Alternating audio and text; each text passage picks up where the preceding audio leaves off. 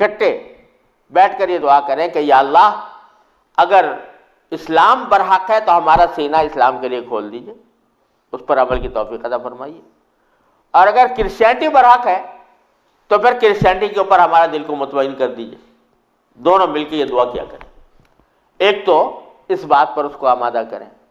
دوسرے اس بات پر آمادہ کریں میں کتاب بھیج رہا ہوں کہ وہ کتاب کا مطالعہ کر لیں۔ میں نے یہ لکھ تو دیا، اللہ تعالیٰ سے دعا بھی کی کہ اللہ میں نے لکھ تو دیا ہے، اس کو مؤثر و مفید بنا دیجئے۔ کچھ عرصے کے بعد اس ساتھی کا خط آیا، اس نے لکھا کہ الحمدللہ میری بیوی نے آپ کی دونوں باتیں تو مان لی ہیں اور کہا کہ یہ دعا بھی کروں گی اور یہ کتاب بھی پڑھوں گی، لیکن ابھی کوئی فرق نہیں آیا، معاملہ جوں کا توں ہے۔ تو میں نے پھر ان کو خط لکھا کہ آپ گھبرائیں نہیں اور اس عمل کو جاری رکھیں، دعا کرتے رہیں، تو گھبرائیں نہیں۔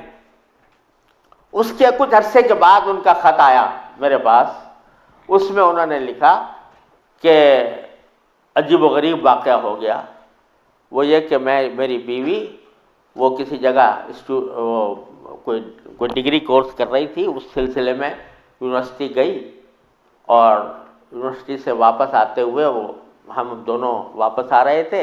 وہ گاڑی ڈرائیو کر رہی تھی، میں اس کے برابر میں بیٹھا ہوا تھا، تو اچانک اس نے گاڑی ایک جگہ روک کر اور اس نے اپنا سر اسٹیئرنگ کے اوپر جھکا لیا اور بے تحاشا رونے لگی۔ میں سمجھا کہ خدا نہ کرے اس کے اوپر کوئی دل کا دورہ پڑا ہے یا کوئی تکلیف ہوئی ہے، تو میں پریشان ہوا۔ میں نے پوچھا کیا بات ہے، تو روتے روتے اس سے بولا نہیں جا رہا تھا۔ بمشکل جب میں نے بار بار پوچھا تو اس نے ایک جملہ کہا کہ میں اور کوئی تکلیف نہیں ہے، بس مجھے تم مسلمان بنا دو، اسلام میں قبول کرنا چاہتی ہوں۔ کہتے مجھے اپنے کانوں پر اعتبار نہیں آیا کہ یہ وہی عورت ہے کہ جو اتنی شدت کے ساتھ مجھ سے بحث کیا کرتی تھی، اور اب یہ کہہ رہی ہے کہ میں نے کیا کہا، تو بار بار میں نے اس سے پوچھا تو اس نے کہا کہ نہیں میں سچ کہہ رہی ہوں کہ مجھے مسلمان ہونا ہے، تو مجھے کہیں لے جا کر مجھے مسلمان بناؤ۔ میں پھر اس کو فوراً اسلامی سینٹر میں لے گیا، وہاں جا کے اس نے کلمہ شہادت پڑھا، مسلمان ہوئی، اور اس نے خط میں لکھا تھا کہ یہ اتفاق سے یہ دن رمضان کا تھا اور آج پہلا موقع ہے کہ ہم دونوں نے سحری میں اٹھ کر ہم دونوں نے اکٹھا روزہ رکھا ہے، اور آپ کو خط لکھ رہے ہیں، اور دوسرا خط میری بیوی کی طرف سے ہے۔ تو دوسرا خط اس کے ساتھ تھا اس کی بیوی کی طرف سے، اور اس نے مجھے لکھا تھا کہ میں آپ کا شکریہ ادا کرتی ہوں کہ آپ نے مجھے ایک ایسا طریقہ بتایا جس کے ذریعے اللہ تبارک و تعالیٰ نے مجھے ہدایت عطا فرمائی۔ تو یہ میرے خود اپنے ساتھ پیش آیا ہوا واقعہ ہے۔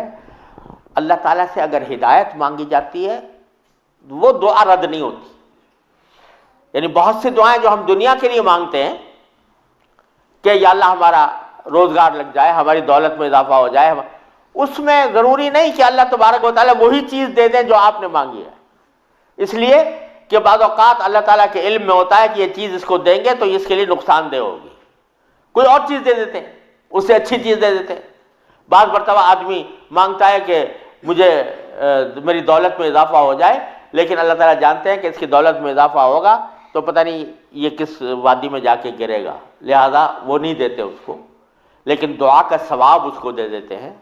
اسی طریقے سے بعض اوقات دنیا کے بارے میں اگر یہ ہو کہ بھئی اللہ میاں مجھے محسن فرض کرو کہ بیمار ہے تو شفا مل جائے، تو بیماری کے اندر بعض اوقات اللہ تعالیٰ جانتے ہیں کہ اس کا بیمار رہنا ہی اس کے حق میں زیادہ فائدہ مند ہے، تو وہ بعینی ہی وہ چیز نہیں دیتے لیکن اس سے اچھی چیز عطا فرما دیتے ہیں۔ یہ اللہ تبارک و تعالیٰ کی سنت ہے دنیاوی چیزوں کے بارے میں۔ لیکن اگر کوئی ہدایت مانگے سچے دل سے، یا اللہ مجھے ہدایت دے دے، یا اللہ مجھے سیدھے راستے پر چلنے کی توفیق دے دے، یا اللہ میری اولاد کو سیدھے راستے پر چلنے کی توفیق دے دے، تو یہ دعا رد نہیں ہوتی، اور یہ دعا ضرور قبول ہوتی ہے بشرطے کہ مانگنے والا ہو، سچے دل سے مانگے، خشوع کے ساتھ مانگے، اللہ تعالیٰ سے مانگنے کے انداز میں مانگے، تو اللہ تبارک و تعالیٰ وہ دعا رد نہیں فرماتے۔